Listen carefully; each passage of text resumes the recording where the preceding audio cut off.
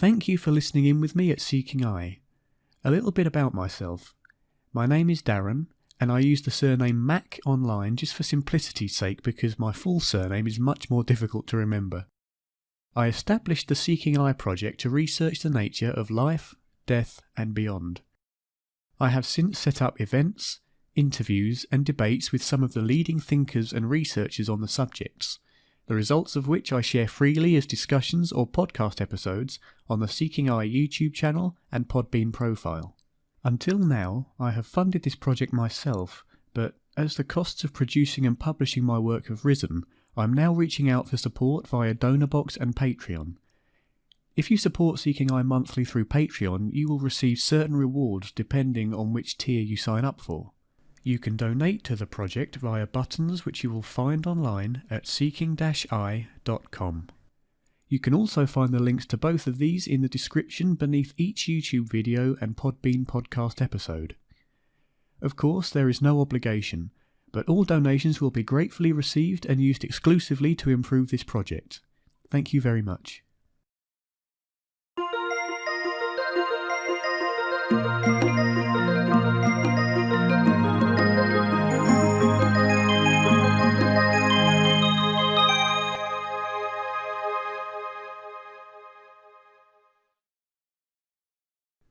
This episode is the second part of my discussion with Dr. Jim Matlock. Dr. Matlock is the author of Signs of Reincarnation, published in 2019. He has worked at the American Society for Psychical Research in New York City and at the Rhine Research Center in Durham, North Carolina. He is presently a research fellow at the Parapsychology Foundation. His chief research interests are the history of parapsychology, anthropology of religion, and reincarnation. He follows on from the famous research of Dr. Ian Stevenson, founder of the Division of Perceptual Studies in the University of Virginia. If you haven't yet listened to part 1, I would recommend going back and doing that first. It is episode number 30 of the podcast, as this episode is a continuation from that discussion. What do you think, would you say are the percentages on those that are really beginning to take this area seriously? I know there's been a rise in panpsychist views and idealism and different philosophical backgrounds like that, but what do you think are the figures for that in terms of scientists? You mean percentage-wise? When you say figures, you mean percentage-wise? Yes, yeah, percentage-wise. I can't put a figure on it, but it's still very small. The important thing, though, is that it's a growing number. You do find more and more who are beginning to think in terms of panpsychism. Idealism is really the opposite philosophical position to materialism. Materialism takes the position that the ground of everything is material. Idealism takes the position that the ground of everything is non-material, is conscious. And so instead of instead of consciousness generated by the material world, from an idealistic point of view, the material world is generated by the mind or by consciousness. Panpsychism is the idea that there is consciousness in everything. Now, that doesn't mean that everything is consciously aware like we are. It doesn't mean that everything has the same type of consciousness. It just means that there is something that can be called consciousness or feeling, which is part of the fabric of reality that makes its way into everything. The way this makes most sense to me is, we have to think again in terms of quantum dynamics. We talk about elementary particles. Well, elementary particles really aren't particles. To call them particles makes it sound as if there's something discrete, there's something that's physical or something that's, but it's not. A particle is not really any discrete thing. A particle is made up of really forces, and they're not subparticles either. There's nothing at the ground that is a particle, that's anything concrete in that way. It's all just forces, let's say. And if that's all it is, why can't that be consciousness, right? So the implication there is that the universe has um, started off just pure consciousness, okay? And out of that pure background consciousness emerged these forces, which we think of, as as subatomic particle forces, right? Whatever is we keep discovering smaller and smaller and smaller ones, or more and more basic ones, like now down to quarks, I guess. So quarks, or whatever it turns out to be, the most basic of particles, those spun out of this background consciousness, but they're made of consciousness. And if that's the case, then the physical gets built up, you see, from consciousness. And then consciousness ends up in everything, the way that panpsychism claims. But for me, there's also an evolutionary aspect to this. I subscribe to sort of an evolutionary panpsychism. And some people say panentheism instead of panpsychism. Panentheism is God in everything. So you can think of this consciousness, this background consciousness, this pure consciousness from which everything arose, as being God, if you wish. Okay, if you want to take that point of view on it, and then you say, instead of consciousness, just consciousness being in everything, God is in everything. That's how you get there. So, but anyway, so this is. That's the alternative idea that more and more people, you're right, more and more people are now coming to. When I say people, again, I mean academics, scientists, and so forth. That type of people.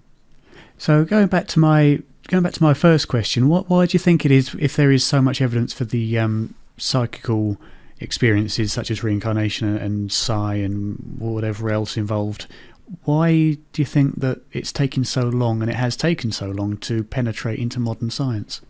Right. Because of the commitment to materialism. And but it's also because, remember what I said earlier about Newtonian physical principles, classical physical principles, working quite well within a certain range, right? I mean, and it's the same way with the psychological stuff. Within a certain range, it works quite well, and so their materialist ideas do have something going for them, right? So that you can, look at chemical processes in the brain, for instance, having an influence on consciousness. It's just that ultimately, that's not all there is to it. So, but as long as they continue to do their research within this narrow area, relatively narrow area, the materialist ideas work just fine. And so they don't see the need to go beyond them. But when we start getting into the psychic area, we do go beyond them, right? We go beyond what you can explain in these materialist ways. And it's at that point, just like light led the way beyond Newtonian mechanics to quantum mechanics,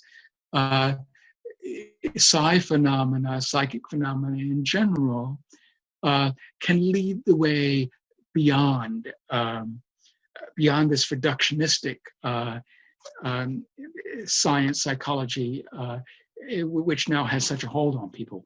But it'll take a while still to get there. Right now, they're still, they still have so much success as they see it with their way of looking at things that they don't yet see the need for going beyond that. Yeah. So what do you think of some of those that test, say, psychic abilities like remote viewing or mediumship or reincarnation cases, and offer kind of what many would consider very damning evidence against it, like the James Randi Foundation and their constant testing of these things and claims that they all failed?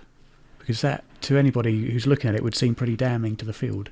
Well, yeah. Well, in one way, it's damning because it undermines confidence, I suppose, and um, and that can cause problems with funding, and if you don't have funding, you can't do research.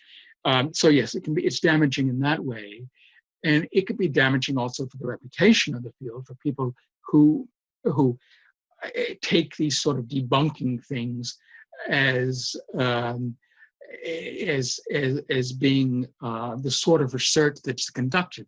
Well, no, I mean Randy's efforts were not the sort of things that the real research consists of. So what would you say to those that quote his activities saying that, well, if this stuff was real, surely someone would have been able to demonstrate it by now? Well, but you see, they have. It's just not to his satisfaction. I mean, it's been demonstrated over and over and over again. I mean, in not only in spontaneous cases, which really cannot be adequately explained, like Ryland, for instance. There's just really no adequate way of explaining that, other than she remembered things that she didn't have no way of remembering. So. Yeah, there is this evidence, but they won't accept that evidence because the evidence points to something that they think a priori can't be. Okay, so they're starting with their position, and any evidence that runs counter to this position cannot be valid by definition, by their definition, you see. So that's why in science, you really need to start with the data. You need to start with your evidence and let your evidence tell you where to go. You can't start with your input. I think before we go on to your specific theory, which I know you mentioned before, I remember you also mentioned that would be a good caveat to this regarding the evidence of the case of James Leiniger, who the skeptics of which seem to claim a certain piece of information which is actually not the case and has been kind of rectified. Would you like to kind of describe that one to the audience who might not be aware? Because I know many will still be unaware of the wrongdoings in this data. Yes, thank you for bringing that up, because that's a very good example of the way that the skeptics twist things. I think in order to answer the question, the best place to start is actually describing the case, because maybe not everybody is familiar with that. So he was an American boy who began having nightmares and then memories of a plane crash, having died in a plane crash. And there were various other behaviors and various other memories. I won't go into detail of all of them. But after some years and quite difficulty, his father was able to figure out who it was he was talking about. And this was an American flyer who was during the Second World War, whose plane was shot down off Iwo Jima. And this was an American boy in Houston, Texas, in the 21st century. So how could then the boy have these memories? Well, the skeptics have a version of this case which simply is not accurate. But what the skeptics say is that all of the boy's memories stem from his father taking him to an aircraft museum when he was 2. And according to the skeptical version of this, the reason that he said that he was killed in a certain kind of plane is that he saw that plane on display in this aircraft museum, and so forth. Well, there are a number of things that are wrong with this. One of them is that Jim Tucker, who is at the University of Virginia, and it was the person who was investigating this case,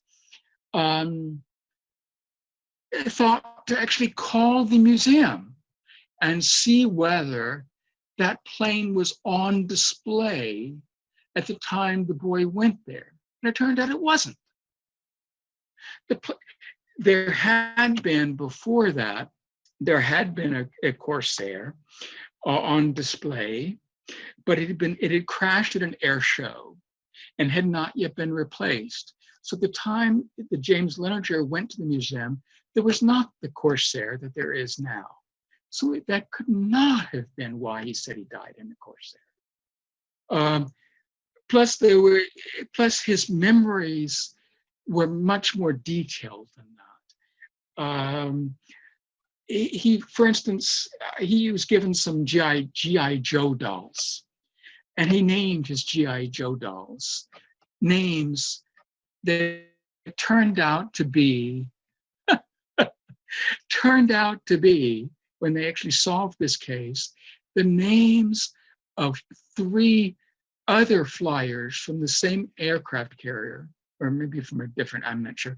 But anyway, who known to him, whose planes were downed before him, right?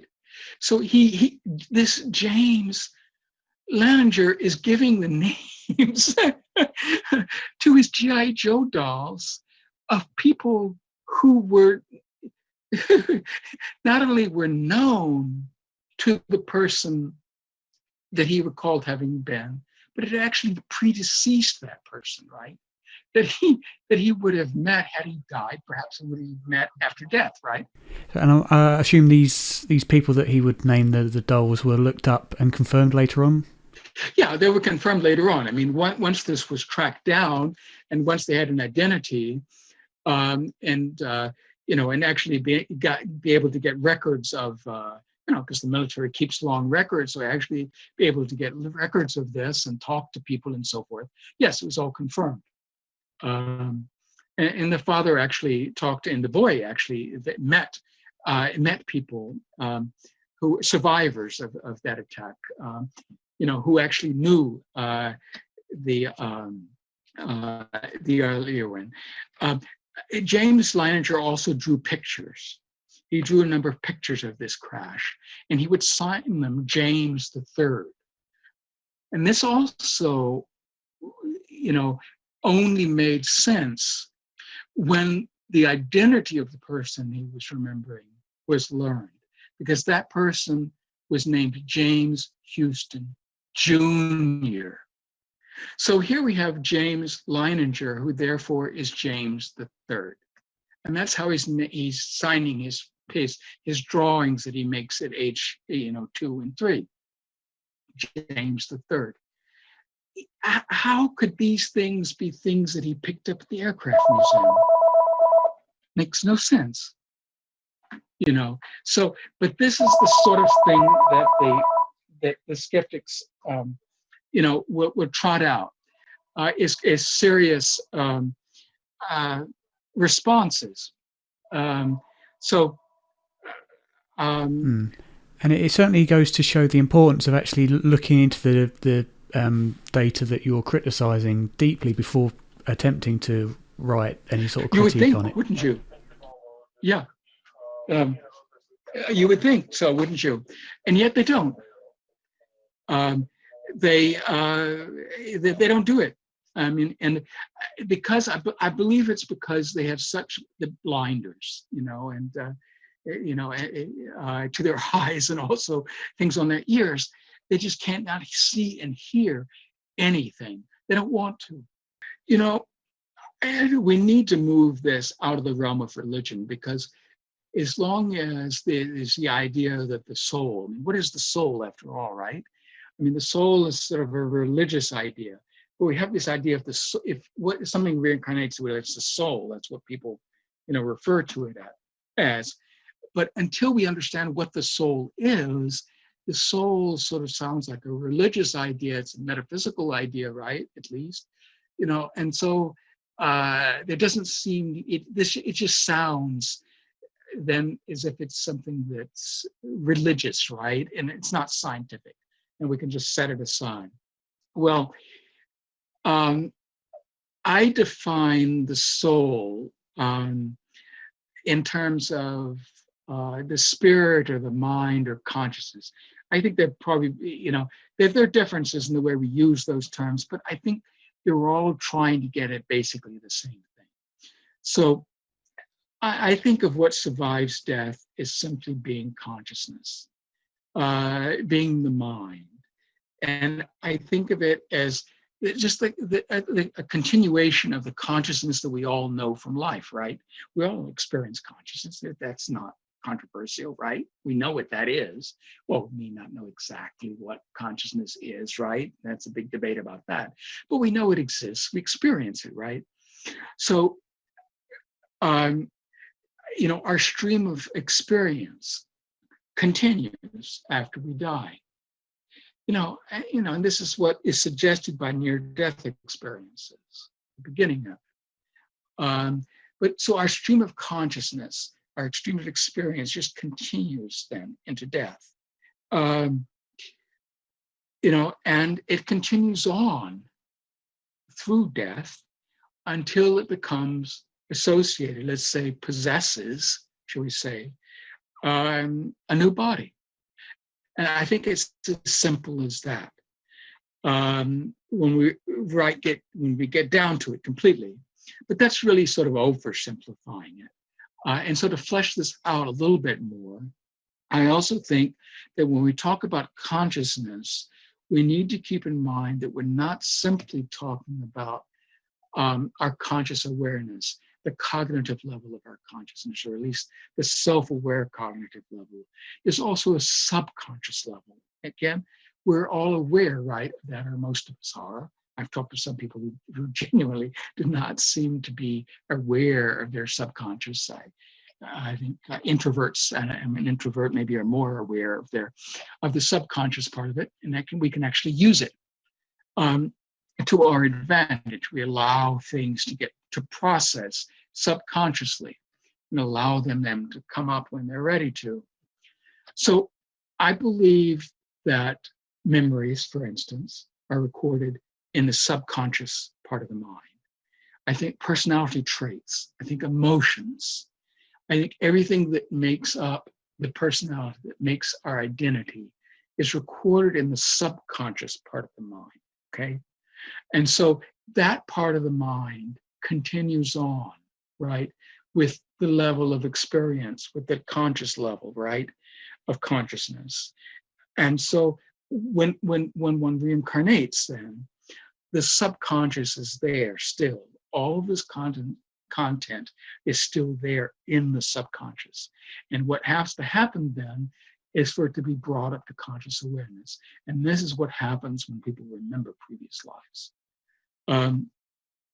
And there can also be effect then through the subconscious on behaviors. And this is what allows personalities' behaviors to continue. Okay. And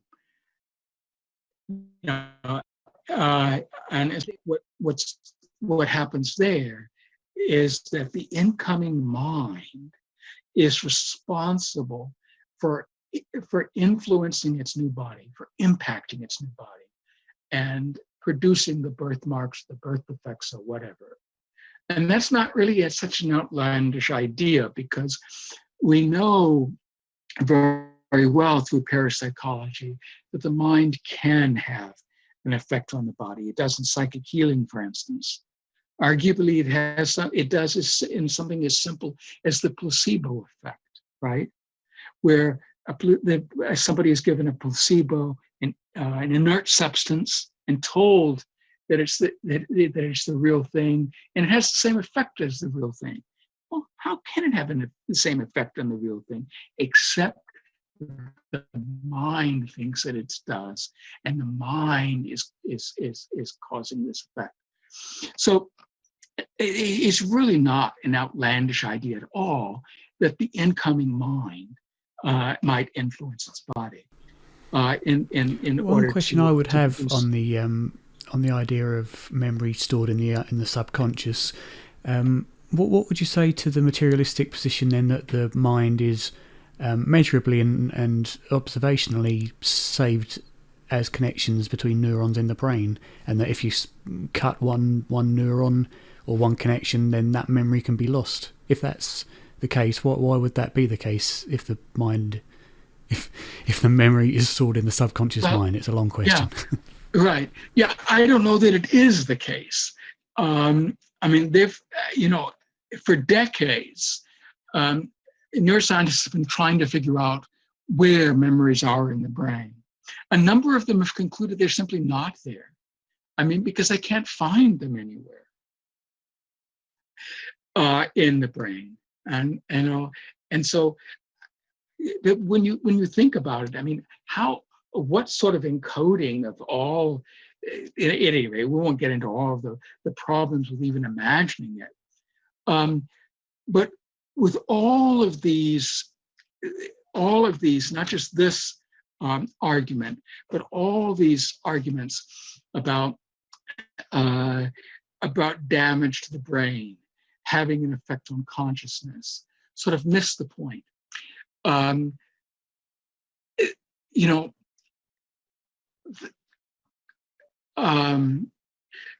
Just because if you affect the brain, that affects consciousness, does not show that the brain generates consciousness. It could be that consciousness is interacting with the brain. And when you affect the brain, what you're affecting is that interaction, right? You're affecting the interface between the brain and the mind. And so you have the same effect. And so all of their arguments do not show what they think that they show, because you can very easily and just as well explain them in this other way. The problem that generally is met by having the idea, and I've faced it many times myself, because I believe that the brain acts as a filter of some force of consciousness, and the problem is then when you're approached and asked to demonstrate it, and we can't because we don't have the mechanism. So therefore it seems that we're adding another kind of another aspect to Occam's razor. Well, I mean, I think that my feeling is that ultimately this is going to be found on the quantum level, that it's at the quantum level that consciousness interfaces with the brain. There is a new field now of quantum biology. This is sort of growing. And the majority of quantum scientists still are materialists. But there are exceptions to this. And I mean, there are those who are looking at quantum biology in a different way, and taking the possibility of a consciousness that's outside the brain interfacing with the brain. But I think it's at that level, at a very, very, very, very basic level, that we're going to ultimately find that consciousness interacts with the brain. But experimentally, I mean, parapsychologists have done experiments with that show the mind having an intentional effect on quantum processes. Okay, there've been experiments that have shown this can happen. Where you get non-statistical biases, right? I mean, in the direction that you're looking for. So, again, we're in an area that, it's controversial, but it's controversial in part because the findings go against what the materialists expect.